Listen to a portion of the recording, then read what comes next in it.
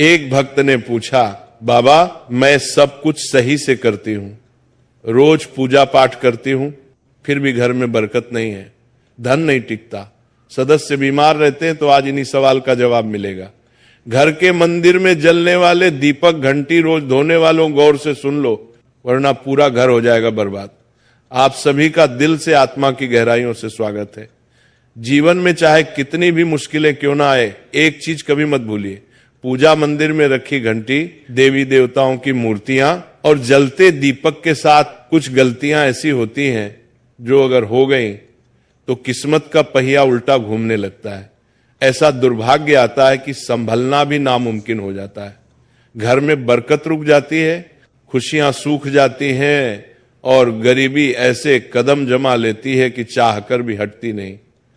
हो सकता है आप भी अनजाने में वही गलतियां कर रहे हो, इसलिए पैसा पास टिकता नहीं, घर में अशांति रहती है और सफलता बस दूर से हाथ हिलाती है। हम बिना समझे जाने अनजाने कुछ ऐसा कर बैठते हैं जो हमारे भाग्य का दरवाजा बंद कर देता है, और जब सब हाथ से निकल जाता है तब हमारे पास रह जाता है सिर्फ पछतावा और ताने। लेकिन घबराइए मत, आज इस प्रवचन में हम आपको पूजा मंदिर से जुड़ी हुई रहस्यपूर्ण बातें बताएंगे, जिन्हें सुनकर आपका दिल खुद कहेगा, गुरुजी आपने तो मेरी सोई किस्मत जगा दी। तो इस प्रवचन को अंत तक देखना, क्योंकि ये सिर्फ जानकारी नहीं, ये आपकी जिंदगी बदलने की कुंजी है। बहुत से लोग पवित्र वस्तुओं को धर्म का प्रतीक मानकर मंदिर में रख लेते हैं, लेकिन वही सबसे बड़ी गलती कर बैठते हैं। आज हम आपको विस्तार से बताएंगे पूजा मंदिर में कौन सी चीजें रखना शुभ है और कौन सी अशुभ, दीपक कितने बजे जलाना चाहिए और जलाते समय कौन सा मंत्र बोलना चाहिए, घंटी कब बजानी है, सुबह या शाम, और कितनी बार, शंख कब और कैसे बजाना चाहिए, और बजाते समय किस मंत्र का जाप करना चाहिए, दीपक रोज धोना चाहिए या नहीं, मंदिर में कितनी मूर्तियां रखनी चाहिए और क्यों। ये 7-8 बातें छोटी लग सकती हैं, लेकिन इनका असर आपकी किस्मत पर सीधा पड़ता है। इस तरह की जानकारी आपको कहीं और नहीं मिलेगी, चाहे आप लाखों करोड़ों खर्च कर दें। हम अपने मन से कोई कहानी नहीं गढ़ते, ये सब ज्ञान है। ज्योतिष शास्त्र, धर्मशास्त्र और ऋषि मुनियों की वाणी से लिया हुआ, जिसे हम आपके लिए आसान भाषा में लेकर आते हैं। और हां, एक भक्त ने हमसे पूछा था, गुरुजी मैं रोज पूजा करता हूं लेकिन फल क्यों नहीं मिलता, उल्टा नुकसान ही हो जाता है। इस प्रवचन में मैं आपको इस रहस्य का भी जवाब दूंगा। पूजा हमारे जीवन का अभिन्न हिस्सा है। हर कोई किसी न किसी देवी देवता की आराधना करता है। कोई माँ दुर्गा के चरणों में शीश झुकाता है, तो कोई भगवान विष्णु के नाम का स्मरण करता है, और हाँ, उनकी पूजा का फल भी मिलता है। लेकिन क्या आप जानते हैं, छोटी छोटी अनजानी गलतियां ही उस फल को रोक देती हैं। ये गलतियां इतनी मामूली लगती है कि हम इन्हें नजरअंदाज कर देते हैं, लेकिन शास्त्रों में साफ लिखा है पूजा में पूर्ण फल पाना है, तो इन बातों का ध्यान रखना जरूरी है। आज हम बात करेंगे घर के मंदिर में दीपक और घंटी के सही उपयोग के बारे में।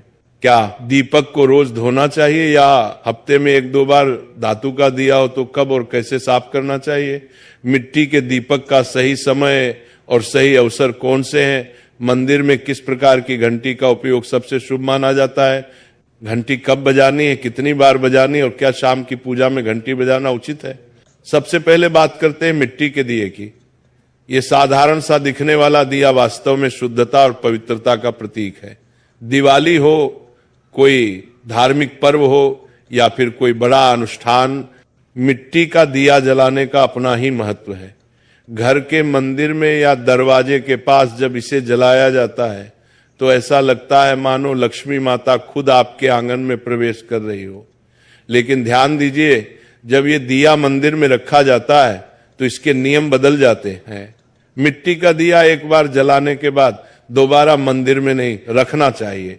हर बार नया मिट्टी का दिया ही उपयोग करना शुभ माना गया है। ऐसा करने से वास्तु दोष दूर रहता है और घर में बरकत बनी रहती है। अब आगे इस प्रवचन में हम जानेंगे मंदिर की घंटी से जुड़े हुए रहस्य, जो शायद आपको पहले कभी नहीं बताए गए। अब आते हैं धातु के दियों पर। आपने देखा होगा कि लोग पीतल या तांबे के दिए इस्तेमाल करते हैं। ये न केवल सुंदर होते हैं बल्कि इनका धार्मिक महत्व भी अत्यंत गहरा है। लेकिन इन्हें सिर्फ जलाना काफी नहीं है, इनकी शुद्धि भी उतनी ही जरूरी है। इन्हें रोज धोकर, खासकर गंगा जल से साफ करना चाहिए। गंगा जल से धोने पर दिया पवित्र हो जाता है और घर में सकारात्मक ऊर्जा चारों ओर फैल जाती है। अगर आप हफ्ते में केवल 1-2 बार इन्हें साफ करते हैं तो ये पूरी तरह से शुद्ध नहीं हो पाते, इसलिए इसे अपनी रोजाना की आदत बना ले।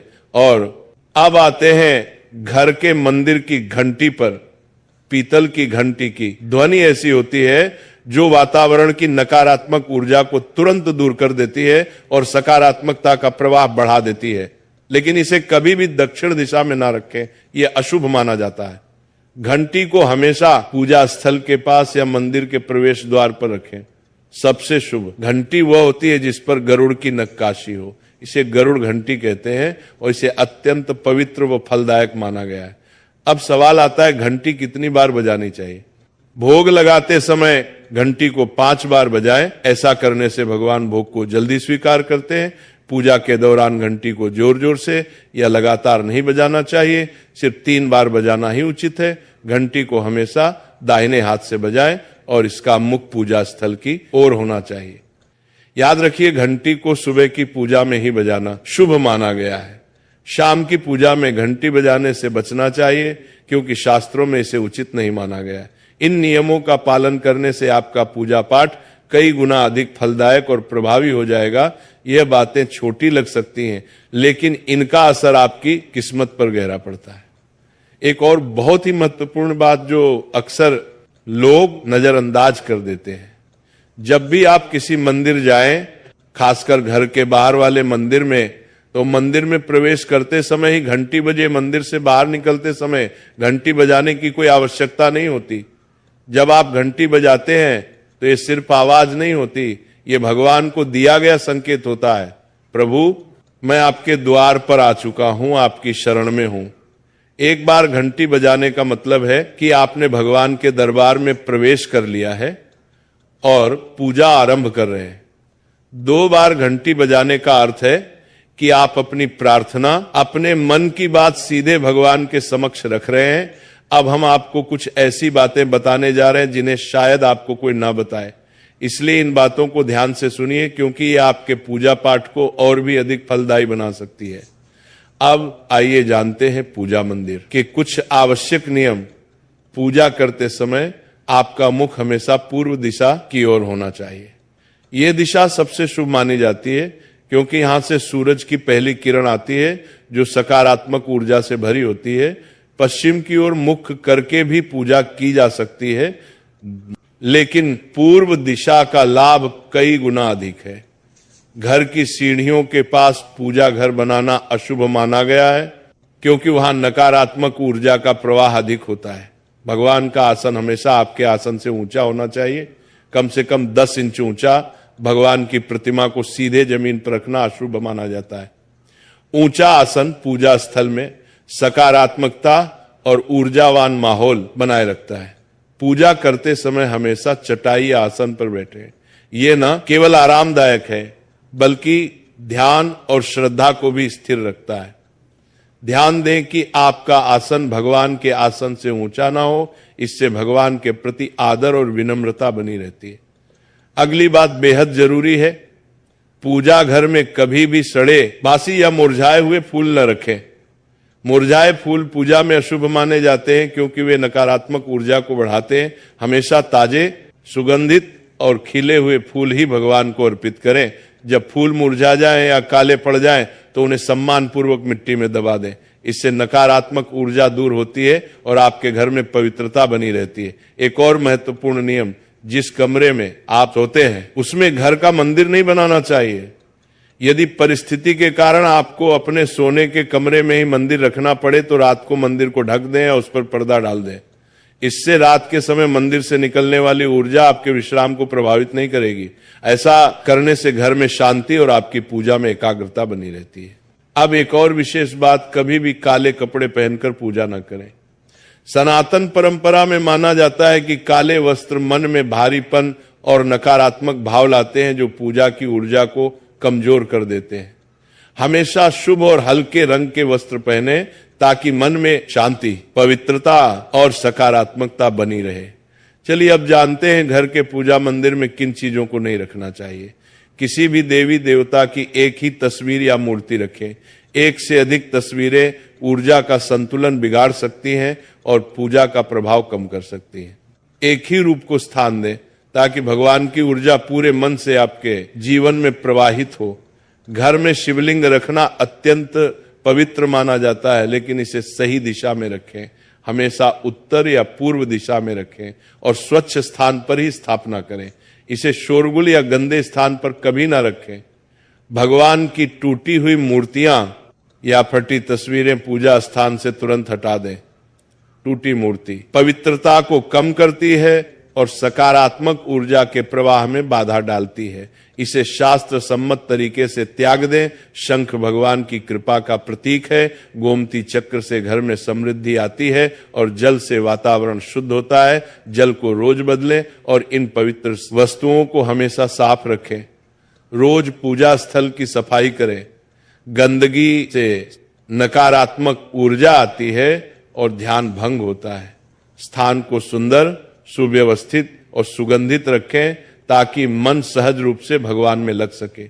अब आइए जाने कि हमारे घर के पूजा मंदिर से जुड़े कुछ ऐसे नियम जिन्हें मानना बेहद जरूरी है। सबसे पहले पूजा स्थान हमेशा घर के शांत और पवित्र कोने में होना चाहिए और अगर वह उत्तर पूर्व दिशा में हो तो सबसे उत्तम है। यह दिशा घर में सकारात्मक ऊर्जा का संचार करती है और आपकी पूजा को और प्रभावशाली बनाती है। ध्यान रहे पूजा स्थल कभी बेडरूम या रसोई के पास ना हो। यह स्थान दैनिक कार्य और हलचल से भरे होते हैं जहां नकारात्मक ऊर्जा भी पनप सकती है। मंदिर के आसपास का वातावरण हमेशा साफ सुथरा और सुव्यवस्थित रखें ताकि आपका मन पूजा में एकाग्र हो सके। अब बात करते हैं दीपक और उनसे जुड़े महत्वपूर्ण नियमों की। दीपक जलाना सिर्फ एक परंपरा नहीं बल्कि ये भगवान के आशीर्वाद और कृपा का प्रकाश है जो आपके घर और जीवन में उजाला भर देता है। दीपक को हमेशा भगवान की मूर्ति के सामने रखें ताकि उसकी रोशनी सीधे भगवान तक पहुंचे और आपके पूजा स्थल को पवित्रता से भर दे। याद रहे टूटा हुआ दीपक कभी न जलाएं और पूजा के समय एक साथ 2 दीपक खासकर तेल और घी के भी ना जलाएं क्योंकि दोनों की ऊर्जा अलग होती है और गलत तरीके से जलाने से पूजा की शक्ति कम हो सकती है।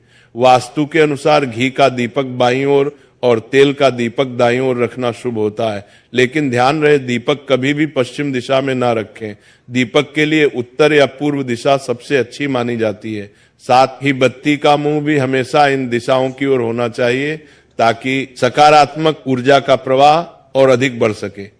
घी के दीपक में रुई की बत्ती और तेल के दीपक में लाल मौली की बत्ती का प्रयोग करें। रुई की बत्ती से प्रकाश स्थिर और शुद्ध होता है जबकि लाल मौली वाले बत्ती से वातावरण में शुभ ऊर्जा का संचार होता है। नवरात्रि या विशेष अवसरों पर मां दुर्गा और मां लक्ष्मी के सामने गोल बत्ती का दीपक ना जलाए क्योंकि इसे अशुभ माना जाता है। और एक नियम याद रखें, घी का दीपक जलाने के तुरंत बाद तेल का दीपक ना जलाएं। इनके बीच थोड़ा अंतर रखें ताकि वातावरण में संतुलन और पवित्रता बनी रहे। इन छोटे छोटे नियमों का पालन न सिर्फ आपके घर में शांति और समृद्धि बनाए रखेगा बल्कि आपकी पूजा को भी अधिक फलदायी बना देगा।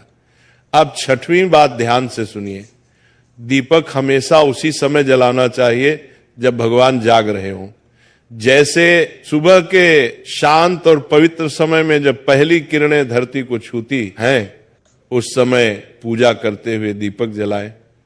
फिर शाम को आरती के समय जब दिन की थकान ढल रही हो और वातावरण शांत हो रहा हो, उस समय का दीपक वातावरण को और भी पवित्र कर देता है। ये दोनों समय सिर्फ पूजा के लिए ही नहीं बल्कि ध्यान और आत्मिक ऊर्जा को महसूस करने के लिए भी सर्वश्रेष्ठ होते हैं। इन पलों में दीपक जलाने से घर में सकारात्मक ऊर्जा का प्रवाह बढ़ता है और आपका मन भी निर्मल होता है। 7वीं बात, दीपक जलाना केवल धार्मिक नियम नहीं है, वास्तुशास्त्र और ज्योतिष शास्त्र में भी इसका गहरा महत्व बताया गया है। दीपक जलाने से न केवल घर में सकारात्मक ऊर्जा का संचार होता है बल्कि हमारे जीवन के 7 चक्रों को संतुलित करता है। यह नकारात्मकता को दूर करके वातावरण को शुद्ध करता है और आपके मन को शांति प्रदान करता है। दीपक की हल्की स्थिर लौ मानो भगवान का आशीर्वाद आपके जीवन को रोशन कर रही हो।